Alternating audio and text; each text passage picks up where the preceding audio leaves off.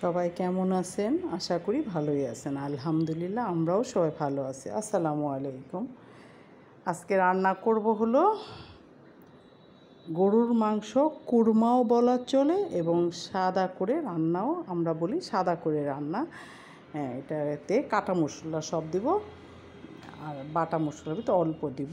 এটাকে বলে গরুর মাংসের কুরমাও, আবার এটা আপনি সাদা করে রান্নাও বলা চলে। এটা শুকনা মরিচ আর কাঁচামরিচ, লাল কাঁচামরিচ কেটে নাও। এটা হলো গরম মশলা, এটা লবণ, এটা তেজপাতা, এটা দিয়ে দিলাম একবারে।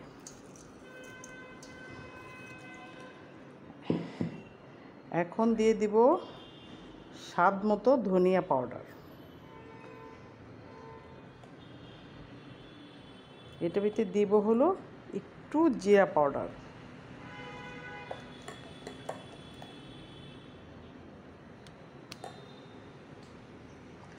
তারপরে দিব একটু চিনি, কারণ আমি টক দই দিব।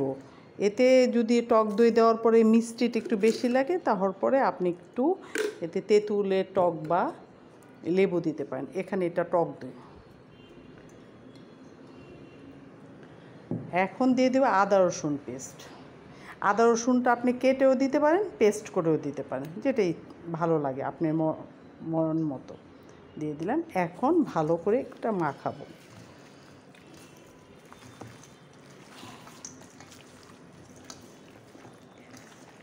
এটা ভালো করে মাখতে হবে, মেখে আধা ঘন্টা রেস্টে রেখে দিতে হবে। তারপরে এটা এখন তেল দিব না, তেলটা আমি যখন চুলায় দিব তখন আমি তেলটা দেবো। এখন ভালো করে মেখে আমি রেস্টে রেখে দেবো। অনেক টাইম মাখতে হবে, অতটা ভিডিওতে আনা যাবে না, বাকিটা পরে দেখ। তেলটা দিয়ে দিয়েছি, পেঁয়াজটা দিয়ে দিব। এখন আবার ভাজা পেঁয়াজও আছে, ওটা পরে মিক্স করব। এখন মাংসটা দিয়ে দিব। এই মাংসটা করে রেখেছি, এখন দিয়ে দিব।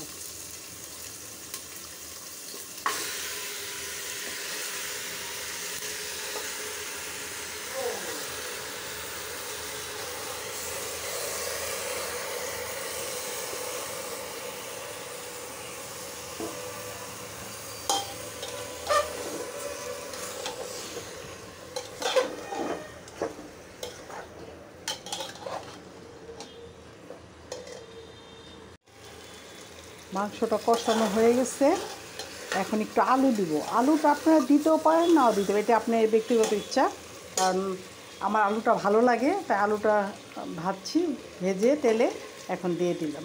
এখন একটু কষানোর পরে ঝোল দিব। এখন এটাতে আলু দিয়ে একটু কষাবো, কষানোর পরে তারপরে এটার ঝোল দিব।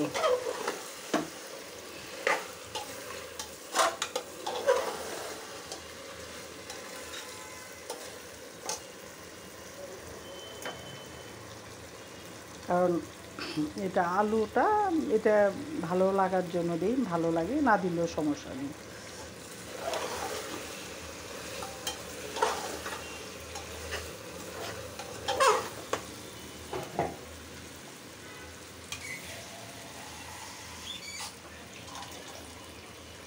একটু ঝোলের পানি দিয়ে দিলাম অল্প, দিয়ে এখন ঢেকে দিব। বেশি টাইম লাগবে না, আলুটা গলা পর্যন্ত একদম ভুনা ভুনা করবো, একটু আঠা আঠা রাখবো। মাংসর তরকারিটা হয়ে গেছে, এখনই হলো এই পেঁয়াজ ব্রাউনটা দিয়ে দেবো। এই তরকারিতে পেঁয়াজ ব্রাউনটা না দিলে এটা টেস্টটা ভালো আসে না, ফ্লেভারটাও সুন্দর আসে। পেঁয়াজ ব্রাউনটা দিতে হয়।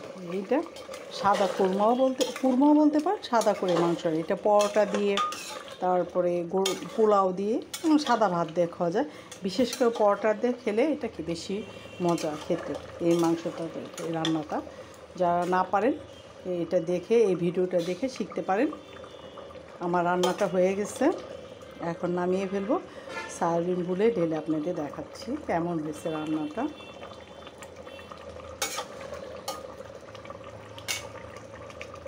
হয়ে গেছে রান্নাটা।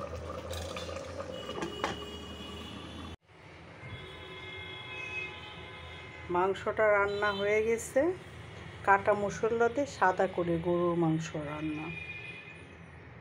ভালো লাগলে লাইক দিবেন, সাপোর্ট করবেন, পাশে থাকবেন।